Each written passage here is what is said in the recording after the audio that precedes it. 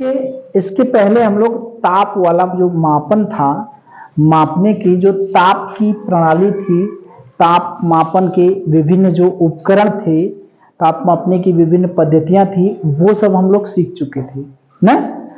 अब हम लोग देखेंगे क्षेत्रफल का मापन कैसे करते हैं। ठीक है, जैसे ये हमारा ब्लैक बोर्ड है। क्या है? ब्लैक बोर्ड है ना। अगर आपसे कहा जाए कि इसका क्षेत्रफल कितना होगा, किसका क्षेत्रफल? ब्लैक बोर्ड का। ये कमरा है अपना, इस कमरे के फर्श का क्षेत्रफल कितना होगा? कमरा है ना।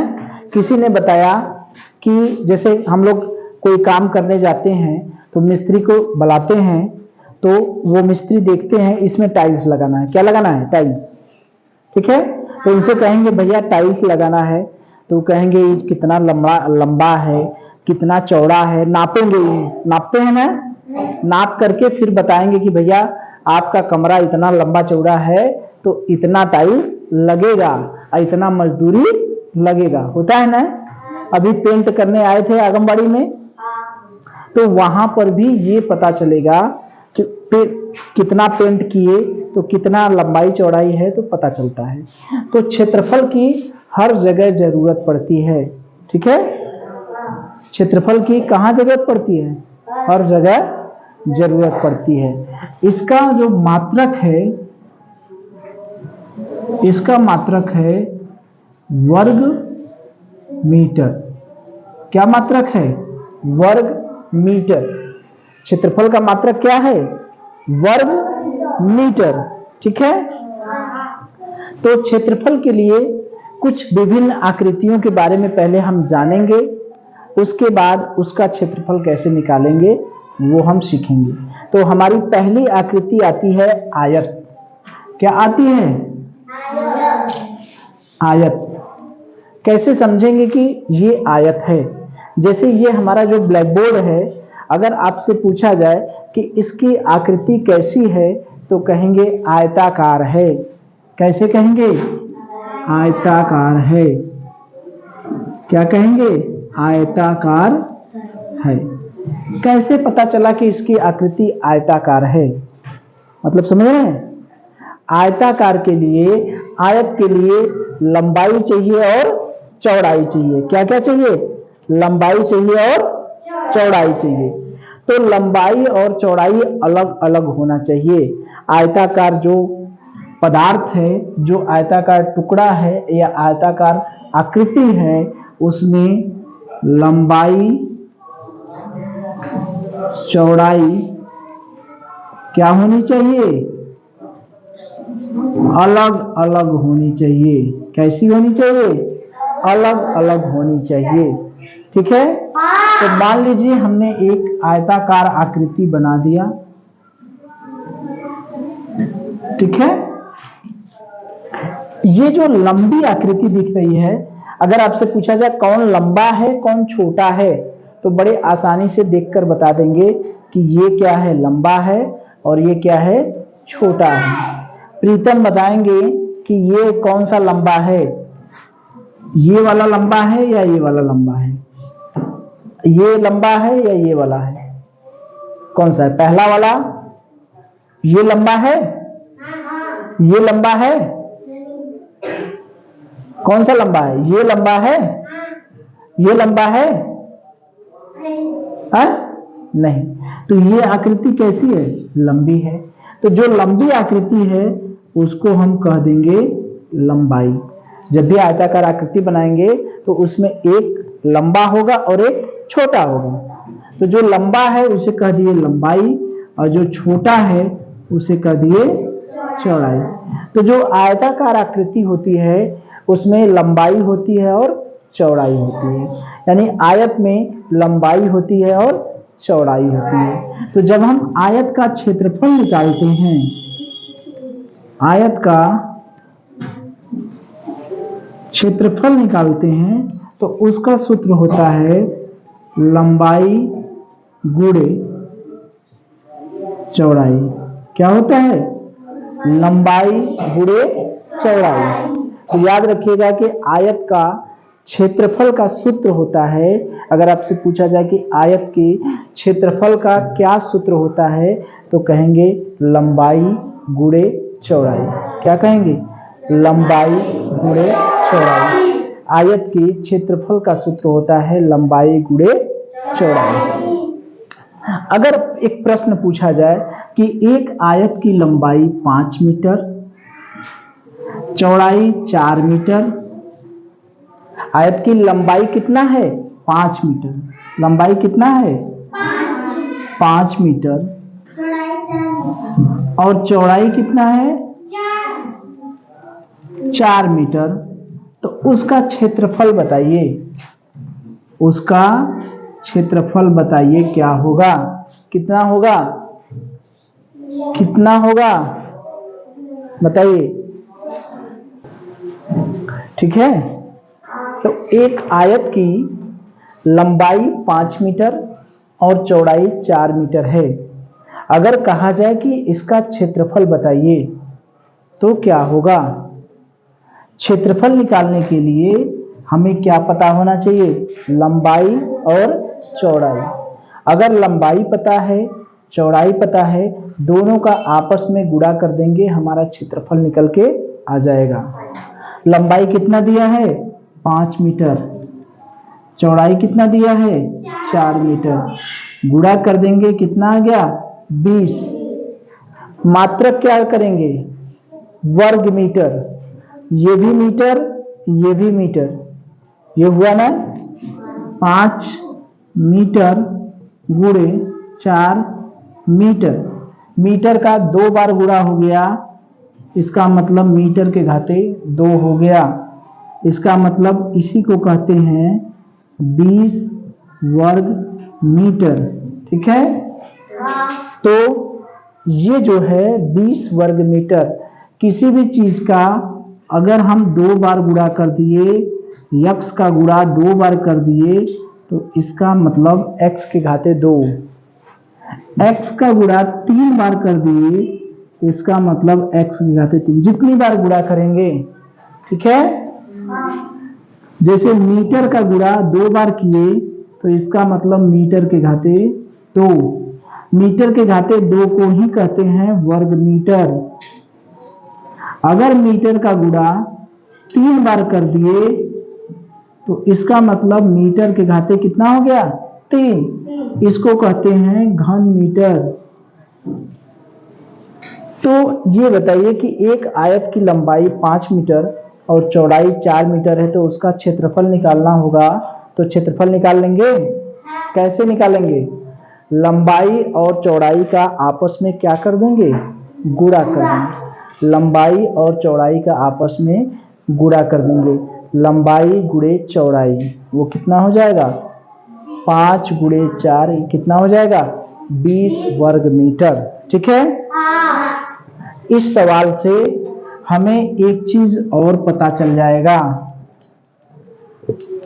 यहां पर जब भी प्रश्न बनता है, तो ये हमेशा ध्यान दीजिए कि 1 2 3 कितने लोग हैं इसमें? 3 लोग। कितने लोग हैं? 1 2 3। तो किन्हीं 2 को देकर तीसरे के बारे में पूछेगा। पूछेगा ना? 2 को देगा, लंबाई और चौड़ाई देगा तो क्षेत्रफल पूछेगा, या क्षेत्रफल देगा और लंबाई देगा तो चौड़ाई पूछेगा। जैसे हमें कह दे कि एक आयत का क्षेत्रफल 20 वर्ग मीटर है, यदि उसकी लंबाई 5 मीटर है तो चौड़ाई ज्ञात कीजिए। एक आयत की लंबाई 5 मीटर है, उसका क्षेत्रफल 20 वर्ग मीटर है, यदि तो उसकी चौड़ाई ज्ञात कीजिए। निकाल सकते हैं। क्षेत्रफल की जगह कितना लिखेंगे? 20। हमें क्या क्या दिया है? क्षेत्रफल दिया है और लंबाई दिया है, तो क्षेत्रफल की जगह क्या रख देंगे? 20। लंबाई की जगह क्या रख देंगे? 5 गुणे चौड़ाई। चौड़ाई को इधर रहने देंगे, पक्षांतर करेंगे तो इधर तो गुणा है, बराबर के इस साइड में आएगा तो क्या बदल जाएगा? क्या किसमें बदल जाएगा? गुणा बदल जाएगा किसमें? भागा में, ठीक है। तो 5/4 कितना हो गया? 4 मीटर। चौड़ाई कितनी हो गई? 4 मीटर, ठीक है। तो ये आयत के बारे में है। अगर ये सेमी में होता तो मात्रक जो वर्ग मीटर है ये मात्रक किसमें बदल जाता? वर्ग सेमी में। किसमें हो जाता? वर्ग सेमी में, ठीक है। चलिए अब देखिए आयत के बाद वर्ग का नंबर आता है, ठीक है। वर्ग में क्या होता है? जैसे आयत में जो लंबाई और चौड़ाई होती थी वो कैसी होती थी? अलग अलग। अभी हमने देखा है ना कि आयत में लंबाई और चौड़ाई अलग अलग होती है। क्या दोनों समान हो जाती है क्या आयत में? नहीं ना, अलग अलग। ये कमरा ब्लैक बोर्ड में की ये जो लंबाई है और ये चौड़ाई है ये दोनों समान नहीं ना है। अगर मान लीजिए ये दोनों समान हो जाए तब तो उसको हम क्या कहेंगे? वर्ग। वर्ग में क्या होता है कि लंबाई और चौड़ाई दोनों क्या हो जाती है? बराबर हो जाती है, या इसको कहेंगे समान हो जाती है, ठीक है। तो वर्ग की चारों भुजाएं क्या होती हैं? बराबर होती हैं। चारों भुजाएं बराबर होती हैं। तो वर्ग जो हमारा होता है उस वर्ग की चारों भुजाएं क्या होती हैं? बराबर होती हैं, ठीक है। तो वर्ग का अगर ये भुजा है, अगर ये भुजा हमने ए मान लिया तो ये भुजा भी ए होगी, ठीक है। ये भुजा भी ए होगी, ये भुजा भी ए होगी, यानी चारों भुजाएं जो हैं वो कैसी होंगी? बराबर होंगी। तो वर्ग का जो क्षेत्रफल है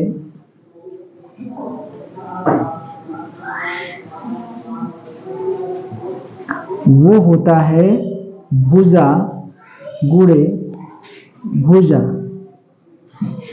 तो भुजा का 2 बार गुणा कर देंगे तो भुजा के घाते क्या हो जाएगा? 2। वर्ग का जो क्षेत्रफल होता है वो भुजा के घाते क्या होता है? 2, ठीक है। तो इससे भी प्रश्न बन जाएंगे, नहीं बनेंगे क्या? अगर हम कह दें कि वर्ग की भुजा 4 सेमी है, कितनी है? 4 सेमी है, 4 मीटर है। मान लीजिए एक वर्ग की भुजा 4 मीटर है तो उसका क्षेत्रफल क्या होगा? क्षेत्रफल क्या होगा? उस वर्ग का क्षेत्रफल बताइए जिसकी भुजा 4 मीटर है। तो 4 मीटर है तो क्षेत्रफल का सूत्र क्या होता है? भुजा के घाते 2। भुजा के घाते 2। भुजा कितना है? 4 के घाते 2। 4 का वर्ग करना, वर्ग करने का मतलब उसका कितनी बार गुणा करेंगे? 2 बार। किसी भी संख्या का वर्ग करने का मतलब, वर्ग का मतलब है कि 2 बार गुणा। जैसे x का वर्ग का मतलब x का कितनी बार गुणा? 2 बार गुणा। 4 का वर्ग का मतलब 4 का कितनी बार गुणा? 2 बार गुणा। तो 4 गुणे 4 कितना हो गया? 16। कितना हो गया? 16 वर्ग मीटर। क्या हो गया? 16 वर्ग मीटर। तो वर्ग का क्षेत्रफल अगर भुजा दिया है तो हम उसका क्षेत्रफल निकाल सकते हैं। यहां से भी एक सवाल और आ जाएगा, कैसे?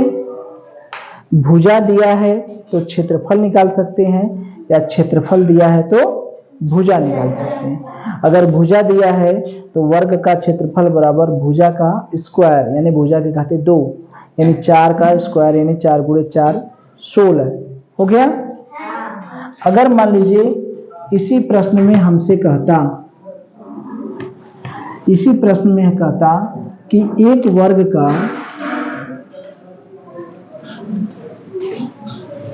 क्षेत्रफल 16 वर्ग मीटर है। कितना है? 16 वर्ग मीटर। उसकी भुजा बताइए। उसकी क्या बताइए? भुजा। तो क्या होगा? क्षेत्रफल बराबर भुजा के स्क्वायर। यही होता है ना? क्षेत्रफल कितना दिया है? 16 बराबर भुजा का स्क्वायर। अब देखिए एक चीज और जानिए, ठीक है? जो पुराने लोग होंगे उनको पता होगा और जो नए लोग होंगे उनको नहीं पता होगा। तो जो नए लोग हैं उनके लिए, जो पुराने हैं वो समझ रहे हैं कि अगर x का स्क्वायर बराबर 16 है, अगर किसी संख्या के घाते 2 है, अगर हम उसको 16 लिख रहे हैं तो x का मान निकालेंगे तो इसका मतलब क्या होगा? इसका मतलब 16 का वर्गमूल। 16 का वर्गमूल। अगर किसी संख्या के घाते 2 है तो उसका घात हटा देते हैं तो वह इसका मतलब उसका वर्गमूल निकालेंगे। या इसे हम कह सकते हैं x बराबर कड़ी में 16। एक कड़ी में 16 का मतलब ही हुआ 16 का वर्गमूल निकालना। ठीक है? तो वर्गमूल जो होता है वह निकालने की एक विधि है, वह वर्गमूल वाले पाठ में हम लोग पीछे पढ़ चुके हैं। ठीक है? जो लोग नहीं जानते हैं वो वर्गमूल वाले पाठ में देख लेंगे। ठीक है? तो वर्गमूल 16 का वर्गमूल कैसे निकालते हैं? तो सभी का वर्गमूल होता है। वर्गमूल का मतलब किसका 2 बार गुणा करने पर 16 आया है। किसका 2 बार गुणा करेंगे तो 16 आएगा? 4 का। तो यानी हम इसको करेंगे 4 का 2 बार गुणा करेंगे, 4 गुणे 4 तो क्या आ गया? 16। 2 बार गुणा हुआ तो 1 निकल गया बाहर, तो हमारा उत्तर क्या आ गया? 4। ठीक है? तो भुजा निकालना है तो इसका मतलब कड़ी में क्या होगा? 16। कड़ी में 16 का मतलब 16 का वर्गमूल क्या हो गया? 4 मीटर। ठीक है? तो ये हो गया वर्ग का प्रश्न। तो वर्ग में अगर भुजा दिया है तो क्षेत्रफल निकाल सकते हैं, या क्षेत्रफल दिया है तो भुजा निकाल सकते हैं। ये हमारे वर्ग के प्रश्न हो गए। ठीक है? चाहे वर्ग हो चाहे आयत हो, दोनों का मात्रक जो है वर्ग ही आएगा। वर्ग मीटर हो, वर्ग सेमी हो। ठीक है? चलिए हम लोग पढ़ रहे हैं क्षेत्रफल का मापन। ठीक है? उसमें हमने आयत, वर्ग, आयत और वर्ग के क्षेत्रफल के बारे में पढ़ा। इन दोनों का मात्रक होता है वर्ग मीटर।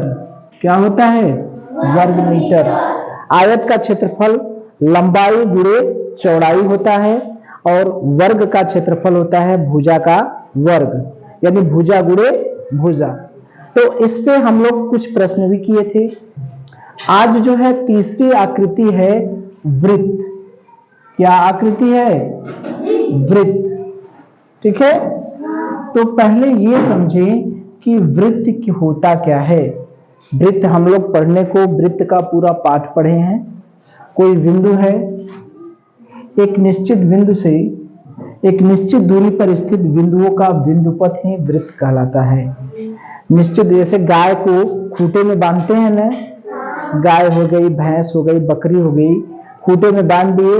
गाय कितना चरी, यहां पर रस्सी से बांध दिए, ये गाय, यहां पर गाय को बांध दिए, यहां पर खूंटा है तो यहां पर गाय को हमने बांध दिया, यहां पर गाय को बांध दिए, ये खूंटी है। तो गाय कितना क्षेत्रफल चर लेगी? गोल गोल करके चलेगी ना? गाय भैंस बकरी ऐसे नहीं चलती हैं।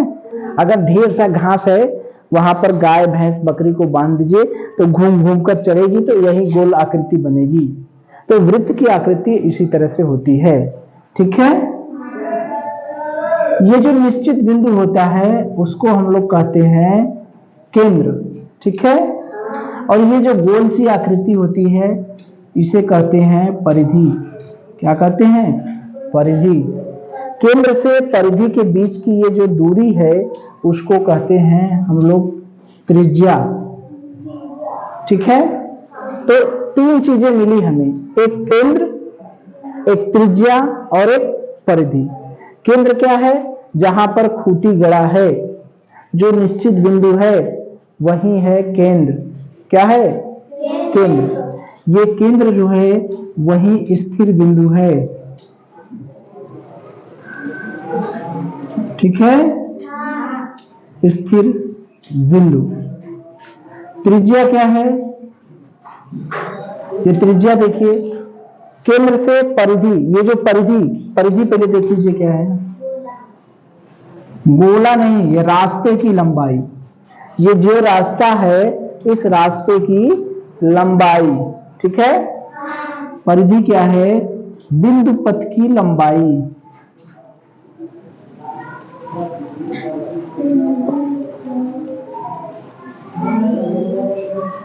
ठीक, या रास्ते की लंबाई या पथ की लंबाई।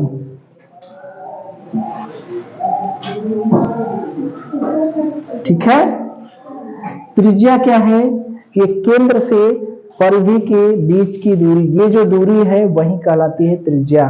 ठीक है,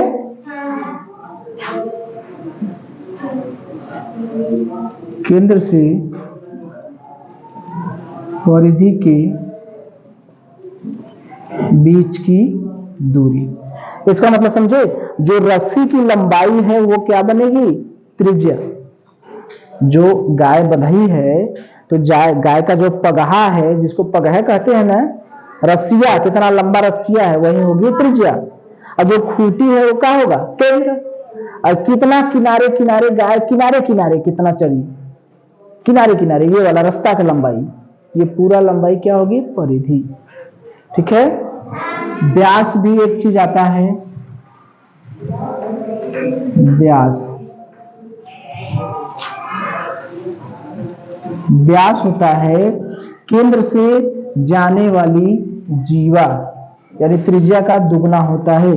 देखिए यहां से यहां तक ये त्रिज्या हो गई और यहां से यहां तक ये त्रिज्या हो गई। व्यास यानी केंद्र से जाने वाली जीवा। जीवा का मतलब क्या होता है? परिधि के किन्हीं दो बिंदु को मिलाने वाली रेखा है। दो बिंदु को मिला दीजिए, यहां से यहां को मिला दीजिए, यही हो जाएगी जीवा। इसको इसको मिला दीजिए, यानी ये याद रखिए कि व्यास जो है वो त्रिज्या का दुगना होता है। ठीक है, ये तो हमने समझाया है कि वृत्त क्या होता है। कुछ आइडिया आया वृत्त क्या होता है? वृत्त के लिए गाय और बकरी को याद रखिए कि बकरी रस्सी से बंधी है, गाय रस्सी से बंधी है, पूरा घास है, खूंटी से बंधी है, खूंटे में रस्सी लगी है, गाय बंधी है। गाय कितना चर लेगी? चारों तरफ चरेगी तो कितना चरेगी? ठीक है, तो वही क्या हो गया? क्षेत्रफल। ठीक है, और जो खूंटी हो गया वही क्या हो गया? केंद्र। ठीक है, और ये हो गई केंद्र से परिधि के बीच की दूरी, ये क्या हो गई? त्रिज्या। ठीक है, तो हमें क्षेत्रफल के बारे में जानना है। किसके? क्षेत्रफल। तो वृत्त का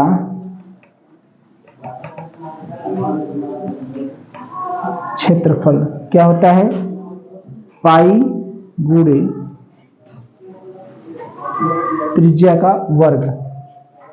ठीक है, पाई गुणे त्रिज्या का वर्ग। इसको क्या कहते हैं? पाई। ये क्या है? पाई। इसका मान होता है 22/7। पाई की जगह हम क्या रख देंगे? 22/7। इसका मान होगा 3.14।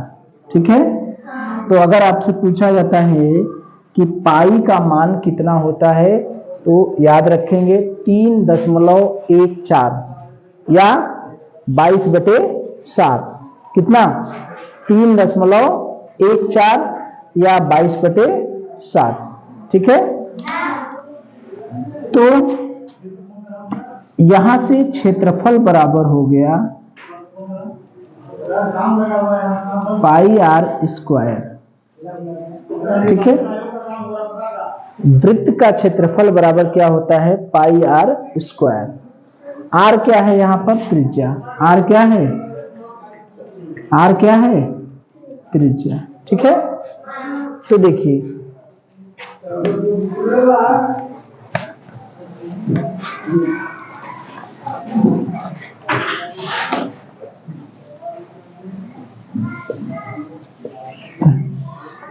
क्षेत्रफल बराबर पाई गुणे त्रिज्या का स्क्वायर। ठीक है, व्यास क्या होता है? 2 गुणे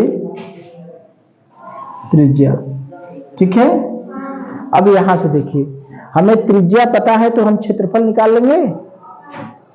ठीक है, जैसे मान लीजिए कि 14.7 सेमी। ठीक है, ये वृत्त हो गया, इसकी त्रिज्या कितनी है? 7 सेमी।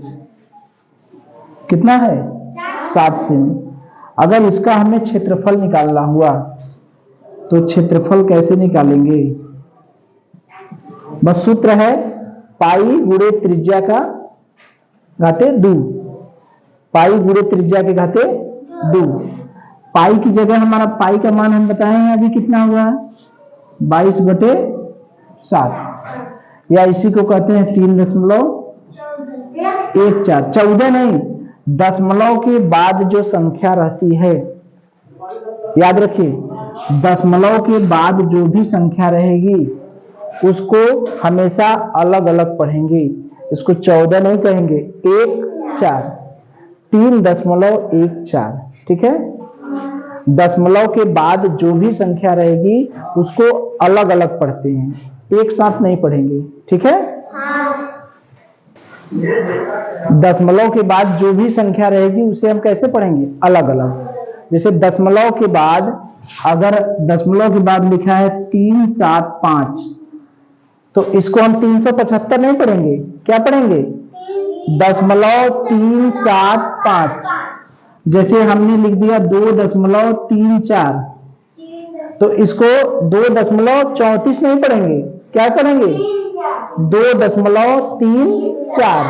ठीक है, 2.34।